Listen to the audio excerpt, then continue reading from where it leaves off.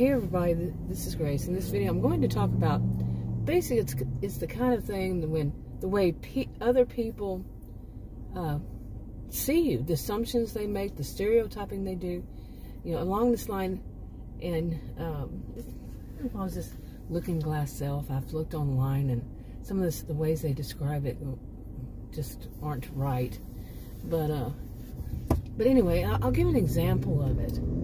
And one of the things that happened to me today. And it's basically, I'm going to leave out all the back details because this video would be really, really long if I didn't. But basically, it's a young man, young enough to be my son, or I'm old enough to be his mom, however you want to look at it.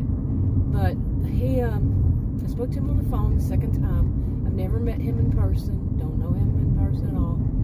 And he made this assumption, more than one assumption. And this is something that I've heard a lot of people say. And it's not just his generation. And it's not just younger generation. It's not one generation at all. And one of them, the second one he made, I don't even know, he may have made more, but these two stood out, was that that people in my generation, okay, I'm a baby boomer, younger baby boomer, I think the last year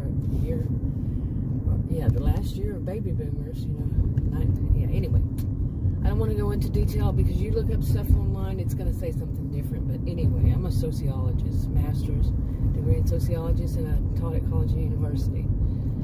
My degrees are in both psychology and sociology. Anyway, so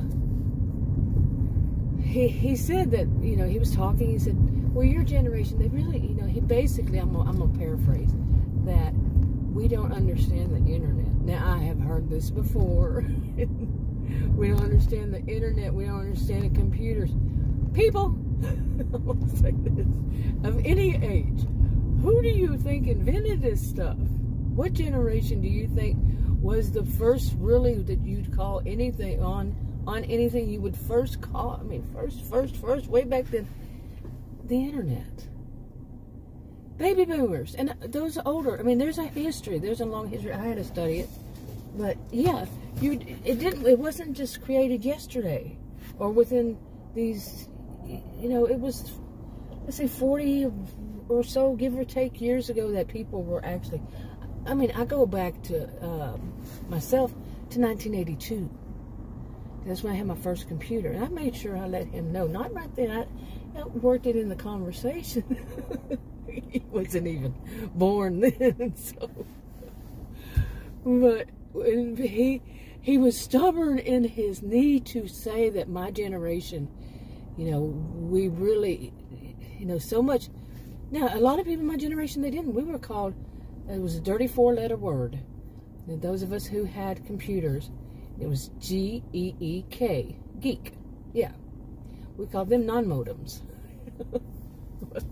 But no. But he had a strong need, it seemed like, to say that my generation, they really don't know much about technology, and they didn't have, he actually even said they didn't have this stuff back then. I think that's when I worked it in, that I said, I had my first computer in 1982. I was very polite to him. But I have worked at jobs, like when I was in my 40s. I'm 60 now, and I'm in my 40s, mid-40s. And the guy was just barely younger. He was in his late 30s. He would say, how does she know this stuff? How does she know all this stuff? Well, let's see. Again, they were talking about me. How do I know? I was one of the first. But, you know, there is a history, and it even goes back to, like, somebody I knew, his father. I knew his father. He was one of the first that was, you know, involved in all that. Okay, his father. Now, I don't know. I don't think his father would have even been considered baby boomer. It was before. And like my mother's, his father actually was in my mother's generation. And what is that generation called? I've already forgotten. Oh my goodness. God, it wasn't the silent generation, was it? Huh. Anyway, now that was one of his assumptions. And man, I'm serious when I say that. He tried that so. Okay, pardon me. You're hearing the AC on higher. It's 93 degrees. It was 96 when I got in, so the SUV is a little warmer.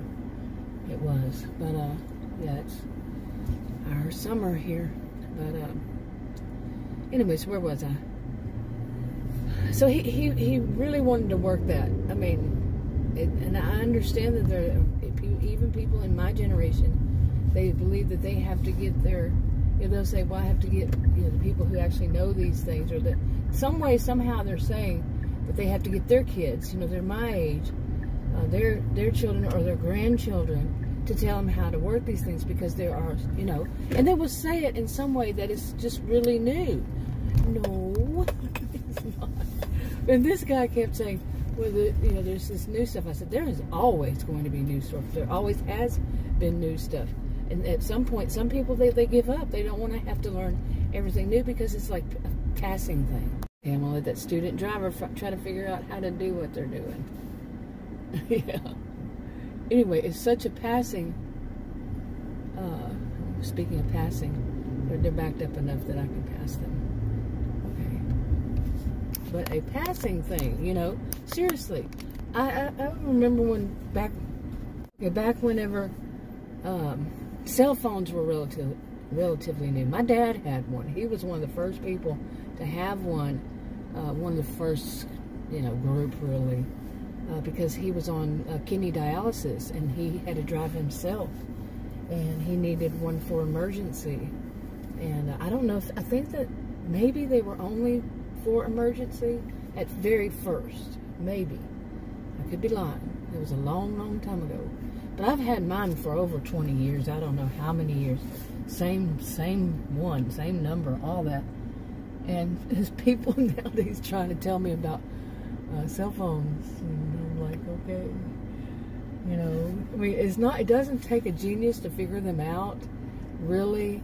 And I understand that some people, if they, you know, some people are new to them. They can ask somebody younger, you know. But to make it as though that they have to, because they know it doesn't take a genius to figure these out. Some of them, I've never known one to, but some of us do have a history with them. And cell phones. But the thing about it is, over the time, right off the bat, I started to learn, they last about 2.5 years before they're pretty much obsolete. I don't know if it is right now, but it's the history. And even at one place they laughed about it. The woman laughed about it. I said, because my cell phone, I said, it's kind of wonky, and I might need a replacement. And I said, it's 2.5 years old, and she kind of laughed. Well, I asked her, I said, I think it's 2.5 years old, and that's usually when they break down.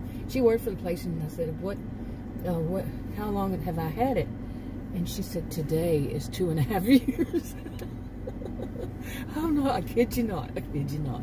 Okay, no matter what, when I come here, at least I say it very loud now and very clear, because they have problems with their speaker, but at least one of the things they're not going to hear, and I will repeat it twice. Nope, not going to hear that. Nope, not going to hear that. Okay, and last time I came here, I said, we are going to fix this. I'm a very polite person. I have a sense of humor. I'm not being mean to them, but come on, this has been going on for months. Yeah, it's time to fix the thing. But anyway, what was I talking about? Yeah, real life happened right in the middle of that. But yeah, the whole assumption that people my age, just first of all, don't stereotype, and don't. I mean, really, from that. Don't tell somebody that your generation doesn't know, that people your age. Don't say that. Do not stereotype. I think there needs to be a lot more taught about stereotyping people. What does it mean? How does it mean? Like I said, I'm a sociologist. I taught at college and university, and these are things I taught against. It's like racism, sexism, ageism, on and on. The negative isms is what I call it. And this needs to be taught. Because do you realize how insulting you can be? I mean, a stereotype is generally negative anyway. It's only sometimes based on some level of fact, but still, don't do it. And full stop. Don't do it. Keep that stereotype in your mind. Like the people who say this stuff about Karens. Now, Karen was originally about people who are racist. A white woman that was racist. That's what I remember of it. It could have been even something different. But these days, that's not what they're talking about. They're talking about a white middle-aged women and middle-aged and older, who are entitled and who speak to the manager and all this stuff. First of all, speaking to the manager is not a bad thing. You want chaos? Have no accountability for anybody working in any place. That is total chaos. You really don't want it. So they need these people that they call Karens, minus the racism, but you really need somebody like this. And like I say, don't mess with the ecosystem. You need people like me, because I am one. If something is really bad, especially if it's harmful, physically harmful, I'm going to say something. Okay, now where was I with all this? I don't like the way that corner right there is, or this one. But anyway, so he made this assumption, and I was talking about the Karen thing. I've said this before. That's when you're saying a white, okay, there's the racism, because you're going to be talking about hate. And you're trying to, in what you say, it's bringing about that hate mentality. By saying all this very sarcastic, like, oh, it's one of those white middle-aged women, middle-aged or older, there's ageism. Women, there's sexism. When they've pointed out, now they will give exceptions to the rule, but there's pretty much always exceptions to any kind of rule. But that whole mentality, the whole anger, the whole hatred, the whole laughing at behind it, that whole negative crap, that's bad. That is bad. And you get into that mindset, and that's how you view people. You categorize them in such ways. You might not have that great of a future, because jobs, it's going to, in my history, my own 60 years, I've seen it evolve. And right now is a time where it's like total chaos. People are going backwards. But that's not going to last. And you go to some job, and what you see on the internet, and then you go into the to the face-to-face world. I don't call it in real life. It's all real life. IRL. It's all real life. But you go out there and you use the same language, the same mentality. You might not have a job for long. You might not even get a job if that starts to consume you, and you make a joke one day, say, "Yeah, that's a Karen." They might not like that. What's a Karen? What do you mean? And you say, they're thinking of the word Karen as in a person who's prejudiced. But then you say what else it is? Oh, wow. But see, why would anybody need that kind of, somebody to say that kind of thing, when they shouldn't be saying it in the first place? They shouldn't have that mentality. We're going to bring about this. And if you think those videos, all of those are real, or the people must be idiots to go and video somebody and put them online like that. You don't realize what you might be putting yourself into. Seriously. It's like the crazy neighbor ones. I'm not saying all of them are. Some people aren't that stupid. But, I mean, yeah, I'm stereotyping people who would put somebody else on video. Wow. And say these kinds of negative things about them. Wow. Since when have I been online? Yeah. Okay, but I'm not anybody legal. Like I said, this is just my view as a sociologist, taught at college and university. But it goes on from there with this young man. Let me move on here. Now, he didn't call me a Karen, but he made that assumption that because I'm my age, that I didn't know much about the internet and webcams, computers. Oh man, I had to really politely steer him in the right direction on how he sees me, like I said. But I had to really. It was like an insolent child, an insolent adult, not child, adult. Really, and you want to kind of laugh because it's kind of hilarious at the same time. In your mind, my goodness, it's not hilarious, that kind of funny, but yeah, you get it. Hey, you're going a little bit too fast. quite a bit too fast. Now you slow down. But anyway, another thing, the assumption he made, this one kind of blew my mind, and I think in a way, and it did worry me because he was projecting. And yeah, okay, and basically what he was projecting, because he then later on said something along this line, I'll just sum this up, as that I was poor. Okay, I'm not poor, but then later on he said that he lives in a bad neighborhood, and you know, he knew that I didn't, but he lived in a bad neighborhood, and he also said something and about himself all around, and I'm like, you know, I wasn't going to, I don't know, patronize, maybe would be that, patronize him, and I felt for him, but in some things, feeling pity in some situations, feeling pity, let me put it that way, pity for someone is not really a good thing. Now, if they sense, now if they say, yeah, but I'm okay, then okay, they may be needing that, but not always. Not always. It's never a one size fits all. And I just kind of felt for him. And but anyway, the phone conversation was 2 hours. 2 hours, and I really didn't. I had called just to check on something. And I could tell he was needing somebody to talk to. It's okay, you know, to me, whatever, okay.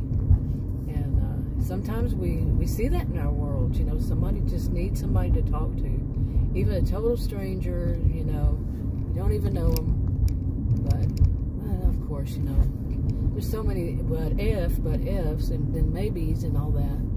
So I don't give anybody any form at all of advice, you know, to do or to not to do something. So if it sounds like it, change it. It's not. But other things. Lately, seriously, oh, they fixed that. Kind of strange right there. But lately, it's been a lot of my life. A theme has been that of stereotyping. Really, you know, what is wrong with people that they're feeling such a, you know, not people, not everybody, but what's wrong with the people who do this, that they feel such a need? Do they need so bad to feel superior to other people?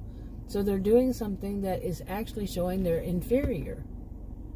Okay, when you stereotype, you know, all, like I just said, it's not all, but when you stereotype a whole group, and then say you're superior to them, as though you're superior to them, yeah, there's something more with you. In my experience, my view, there is something wrong with you that you have such a need. I was going to do more here. Okay, I was going to do more on this, but yeah, you know, to give other examples of things lately. But really, you know, some people need to check themselves. Okay, I'm not giving advice, but yeah, the people who do this kind of thing, what's wrong? I mean, can you not feel empathy? Especially those I mentioned before. Okay, the ones I mentioned, what I'm saying I mentioned before, are the ones that get online and they make fun. It's continuing, making fun of people because of the way they pronounce words. We all make mistakes, period. Okay, we all have accents. Everybody on the planet has an accent. We all make mistakes. We all pronounce things wrong. We all use words wrong from time to time. And nobody is perfect. Got that? Understood? Can you understand that? And these same people, they will point out, name the person online, or however they identify themselves. You know what they use, whatever it is, a pseudonym, or you know their actual name, or both, whatever. Stop doxing people. But they'll point that person out, name the name, and you know that this person mispronounced this word, or you misused this word, whatever, and all that. And then they do it themselves. The hypocrisy, seriously. They do it themselves. Like, it's not thou, No, there's no such word that I know of. It's called, that is thoo. Thoo, is that how you're getting it? No, it's through. Okay? And it's not W-H-E-E, wait, W-H-E-R-E and W-E-R-E are not pronounced the same. They're not. They're really not. Where were you when they were teaching this? Did you hear that? No. Some people say, well, that's not exactly. I'm trying these voices. I've been doing this for, I don't know, a year or two. I don't know. They sound so irritating. Well, that's how they sound to me. When I hear people do that, well, not exactly. Okay, I'm starting to get silly. I need to eat. It's 3:03 and I had a brunch today. But anyway, you see what I'm saying? That they're hypocrites. You know, they're now I'm going to misuse words. Watch this. But they do, well, yeah, they do what they say. Others do. But it's somehow okay. And then they talk about these other people, the people they're picking fun at, the people they're basically the people that they are calling out and saying you mispronounce these words. You know, they well, hold on.